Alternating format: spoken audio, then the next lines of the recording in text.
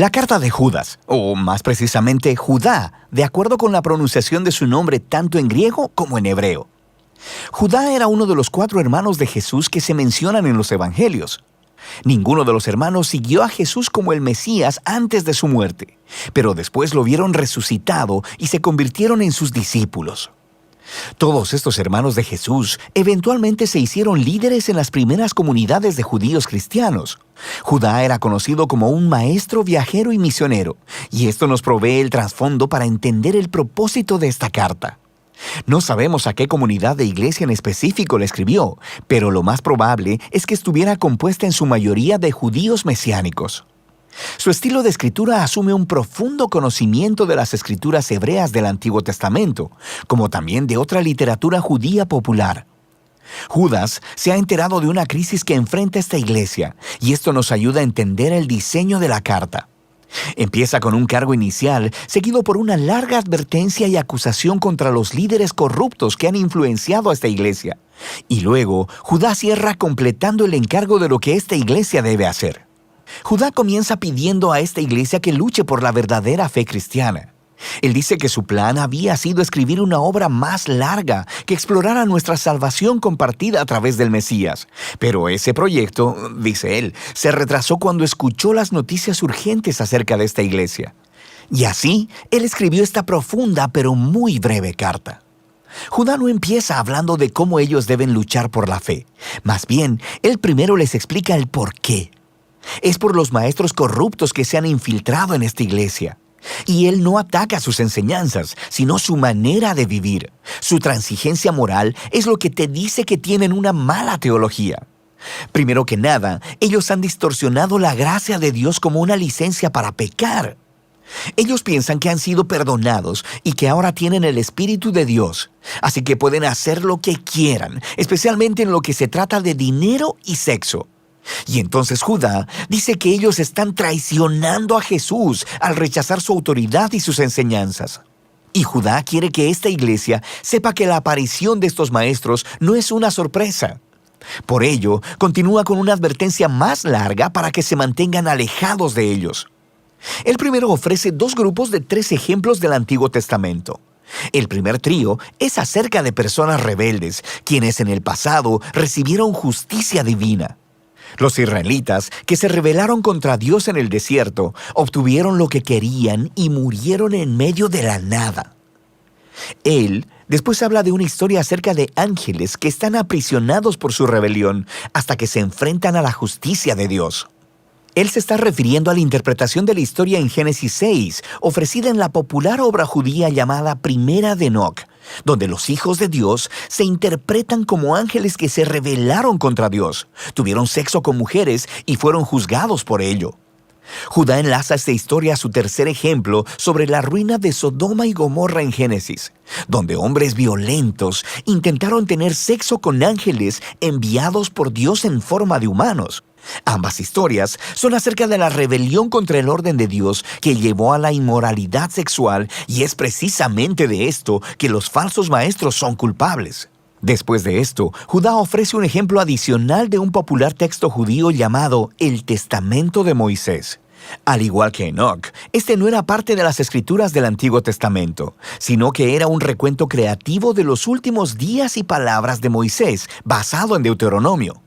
En la sección que Judá cita, Moisés ha muerto y hay un ángel bueno, Miguel, que está refutando las acusaciones del diablo contra Moisés, pero decide dejarle la decisión final a Dios. Ahora, estas historias podrían parecerte un poco extrañas, pero para las personas que fueron criadas con esta literatura, las advertencias de Judas tienen mucho sentido. El comportamiento de estos líderes corruptos tiene raíces antiguas. Rebelión contra la autoridad de Dios, inmoralidad sexual, rechazo a los mensajeros de Dios. Y esto se conecta con el segundo trío de ejemplos. Se trata acerca de rebeldes que corrompieron a otras personas. Caín mató a su hermano, pero luego se fue a construir una ciudad donde reinó la violencia. Balán el hechicero no pudo maldecir a Israel, así que lo sedujo a la idolatría y a corrupción moral. Y luego Coré, el levita, quien dirigió una rebelión contra Moisés que terminó en desastre para otras personas. Judá concluye con un segundo trío, con una avalancha de imágenes del Antiguo Testamento para describir a los falsos maestros. Ellos son como los pastores egoístas de Ezequiel, o como las nubes sin agua de Proverbios, o como las furiosas olas de Isaías. Su ensimismamiento traiciona su reclamo de ser seguidores de Jesús y crean caos a donde quiera que van. Judá concluye su advertencia citando otras dos advertencias, una antigua y otra reciente. La primera viene otra vez del popular libro de Primera de Enoc, que decía contener las visiones del antiguo personaje de Enoc en el libro de Génesis. Ahora, lo que es fascinante es que Judá cita al capítulo inicial de Enoc, que a su vez está citando alrededor de media docena de textos del Antiguo Testamento acerca del día final de la justicia de Dios sobre la maldad humana. Judá luego pone a la par de la antigua advertencia de Enoc una más reciente, proveniente de los apóstoles. Pedro, Juan, Pablo, todos predijeron que falsos maestros se levantarían y distorsionarían las buenas nuevas acerca de Jesús. Y ellos mismos se estaban haciendo eco de la temprana advertencia de Jesús acerca de esto mismo. Así que esta iglesia ya no necesita convencimiento. Deben lidiar con estos falsos maestros. Por lo que Judá continúa hacia el encargo final. Él toma su línea inicial acerca de luchar por la fe y desarrolla cómo lograrlo mediante un genial grupo de metáforas. Él describe a la comunidad de Jesús como el nuevo templo de Dios, así que ellos deben construir sus vidas sobre el fundamento de la santísima fe que se refiere al mensaje central de buenas nuevas sobre la vida, muerte y resurrección de Jesús por nuestros pecados. Sobre ese fundamento, la iglesia debe edificarse a sí misma, mediante la dedicación a la oración y consagrarse al amor de Dios a través de la obediencia. Y la integridad de este edificio se mantendrá al estar alertas al regreso de Jesús, cuando traerá su justicia y misericordia. Y al hacer esto, se ayudarán unos a otros en permanecer fieles a Jesús. Judá entonces concluye adorando al Dios quien protegerá a su pueblo y los librará de caer alejándose de su gracia. La breve carta de Judá es poderosa y a la vez confusa para muchos lectores modernos, quienes se preguntan por qué el autor cita textos que hoy no se consideran parte de la Biblia hebrea, como Primera de Enoc o el Testamento de Moisés. Es importante recordar que la cultura judía de ese tiempo estaba inmersa en textos religiosos. Jesús, su familia y todos los cristianos judíos tempranos crecieron leyendo la Biblia hebrea junto con muchos libros que se basaban e inspiraban en las Escrituras. Y sabemos que había debates antiguos acerca de si estos libros debían ser considerados como escrituras o no. Pero a pesar de eso, siguen siendo importantes. Un libro no tiene que estar en la Biblia para decir un mensaje importante al pueblo de Dios, y así eran muchos textos judíos de ese periodo. Hoy se conocen como colecciones apócrifas, también conocidos como deuterocanónicos, junto con los pseudoepígrafos, y todos estos se preservaban y leían en las comunidades judías cristianas. Eran tratados con mucho respeto.